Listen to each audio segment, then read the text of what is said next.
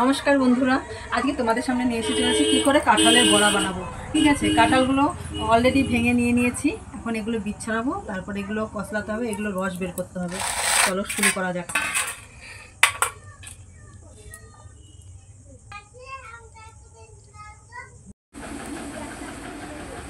আর এই কাঁঠালগুলো না মজা কাঁঠাল নিতে হবে, শক্ত কাঁঠাল হলেও হবে না, খাজা কাঁঠাল হলেও হবে না, মানে একদম মজে গলে যাবে সেই কাঁঠালগুলো নিতে হবে, যাতে এরকম চাপ দিলেই দেখো কত সুন্দর বীজগুলো ছড়ে আসছে।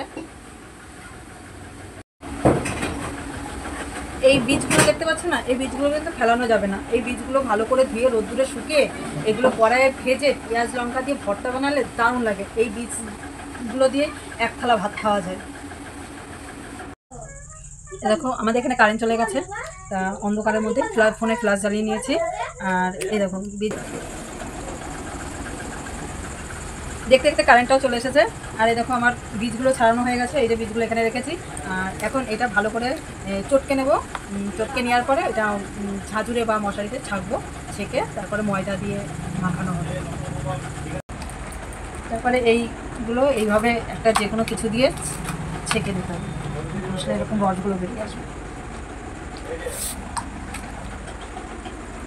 দেখো আমাদের কাঁঠাল চিপে অলরেডি সব রস বের করা হয়ে গেছে। এখন এর মধ্যে এই যে ময়দা নিয়েছি, ময়দাটা ঢেলে দেবো।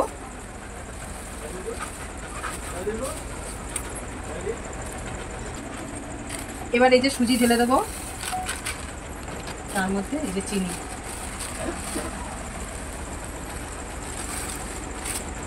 এবার এগুলো মাখাবো। এই যে সামান্য কটা মৌরি নিয়ে নিয়েছি, মৌরিগুলো দিয়ে দেবো। ঠিক আছে, আর পরিমাণ মতন লবণ দিয়ে দেবো, কারণ একটু টেস্ট হয়, যাতে লবণ ছাড়া কিন্তু একদম টেস্ট লাগে না বড়া। ঠিক আছে, এর জন্য পরিমাণ মতো লবণ দিয়ে দিয়েছি। এটাকে ভালো করে ফাটিয়ে নেবো।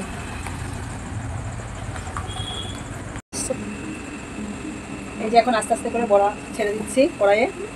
কড়াইয়ের এখানে নিয়ে আসো ক্যামেরাটা। এবার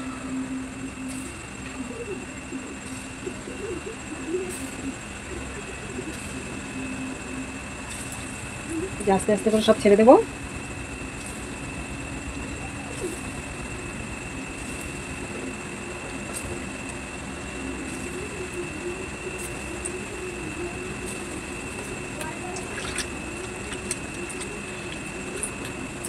ছাড়া কমপ্লিট হয়ে গেছে, গ্যাসটা বাড়ানো একটু কমিয়ে দিই। আর এই দেখো এদিকে এগুলো ভাজা হয়ে গেছে, দেখেছো কত সুন্দর ফোলা ফোলা বড়া হয়েছে, ঠিক মনে হচ্ছে না তালের বড়া। দেখো এখানেও ভেজে রেখেছি, মাত্র এক খোলাই ভেজেছি।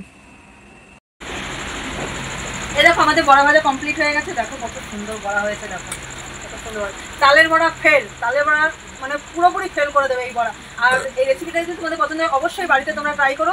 আজকের ভিডিওটা আমি এখানেই শেষ করছি। যারা যারা পুরো ভিডিওটা সুন্দর করে একটা কমেন্ট করো, আর তোমরা কিন্তু অবশ্যই বাড়িতে ট্রাই করবে, আর কেমন হয়েছে কমেন্ট করে জানাবে।